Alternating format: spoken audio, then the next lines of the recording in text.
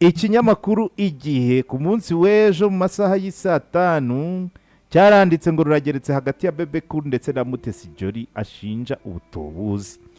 Miss Jolly Mutesi yibukije umuhanzi wo muri Uganda Bebe Cool ko ari icyamamare atakabaye avuga ibyo abonye atabanje gukora ubushakashatsi cyangwa se ngo ashaka amakuru mbere yo kuvuga ibintu bishobora kwangiza izina ry'uwo agiye kuvuga cyangwa se ry'uwo avuga. Ibi Miss Jolly Mutesi yabigarutseho ubwo yasubizaga Bebe Cool wari umaze kumushinja kuba yarigeze kumutuburira yitwaje u Rwanda n'ikipe ya Arsenal.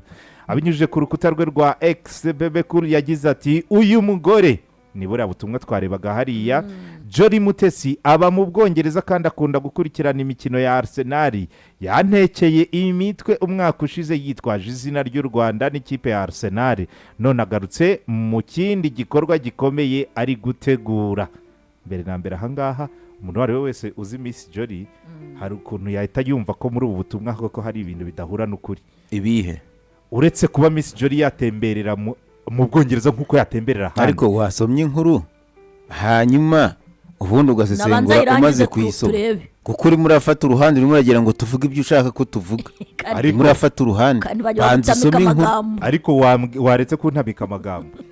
Erega hari ubutumwa buri kwa Baby Cool. Yes, harimo urashaka ngo ubutumwa ngo biragaragara nindugena yuko hasesengurwa inkuru yose cyangwa se ngeze kuri paragraphe nemerewe kuyisesengura. Byo ni wowe databuja, ariko mbere yo kubigena ntago ari wowe ndaje mbigene guhera none uticaye ahangaha ntubigene mu mbuto uticaye ahangaha wibagiwe ko hano hari ikirango cya mu minota 40 niba ndi hano uranyubaha cyangwa nkumanura dufite iminota mu minota 37 dusigaranye twakihutisha. Reba nk'uyu munota uzakoreje mfite urawunyishyura umunota muze icaraho muze. Ku rundi ruhande Miss Jolly Mutesi mu kiganiro na Igihe ubwo yarabajijwe ibyabaye hagati iye na Bebe Cool yavuze ko atabizi, icyakora akeka ko yaba yaratekewe imitwe n'abantu bamwiyitirira ku rubuga rwa Facebook.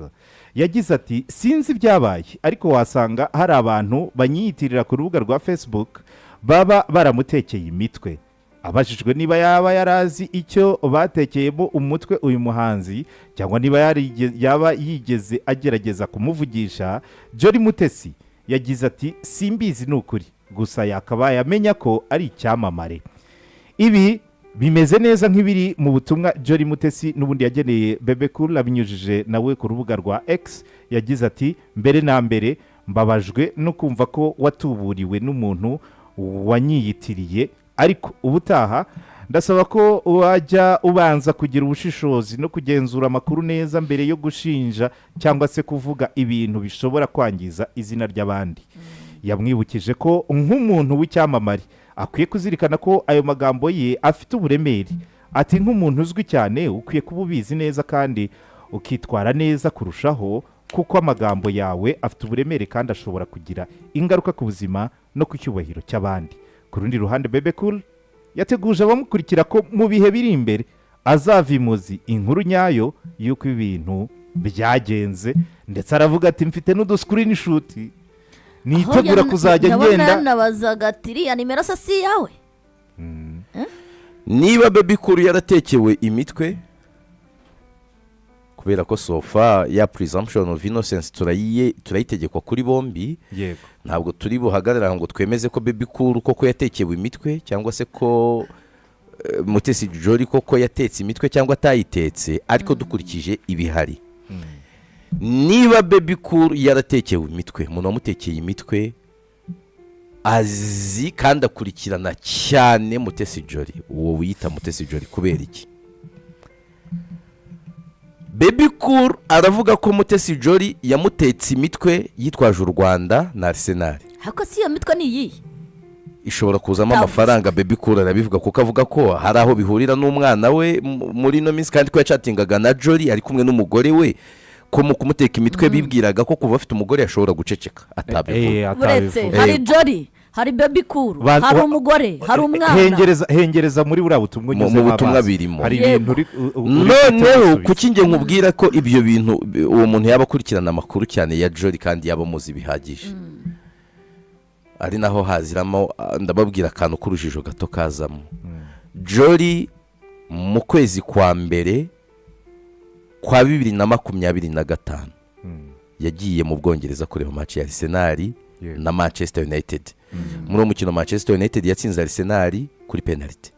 Bakinaga finali y'agakombe ntazi gashobora kuba FA Cup cyangwa kandi ntabwo ari FA mu kwa mbere k'uyu mwaka kwa 2025 my brother. Baby Cool binavuga aravuga ko hashize umwaka bibaye. Ubwo ni by'umwaka ushize. Bisoneka ari by'umwaka ushize. Ntabwo Baby Cool tubwira nimba uwo yita Mutesi Jolly barahuriye mu Bwongereza face to face cyangwa niba yaramutekaga imitwe kuri telefone.